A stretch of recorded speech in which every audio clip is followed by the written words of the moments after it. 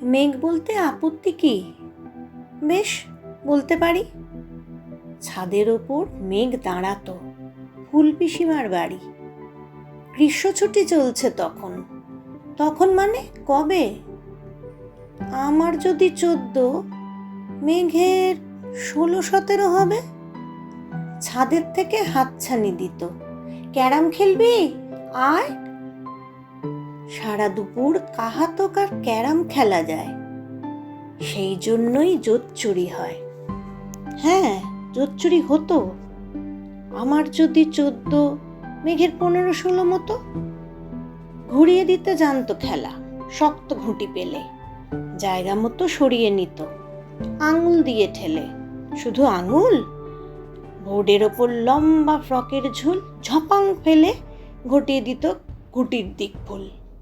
এইখানে না ওখানে, এইটা না ওইটা। ঝাঁপিয়ে পড়ে ছিনিয়ে নিল ঘুটির বাক্সটা। ঘুটিরও সেই প্রথম মরণ।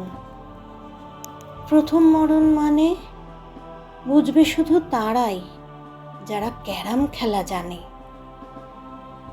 চলেও গেল কদিন পরে, মেঘ যেমন যায়। কাঠফাটা রোদ দাঁড়িয়ে পড়ল মেঘের জায়গায়। খেলা শেখাও, খেলা শেখাও, হাপিত্যেশ কাক। কলসিতে ঠোঁট ডুবিয়েছিল, জল তো পুড়ে খাক। খা খাওয়া সেই কলসি আবার পরের বছর জলে। ভরল কেমন তোমায়? ধ্যাৎ, সেসব কি কেউ বলে? আত্মীয় হয়, আত্মীয় হয়, আত্মীয় না ছাই। সত্যি করে বলো এবার, সব জানতে চাই। 2-1 ক্লাসের বয়স বেশি।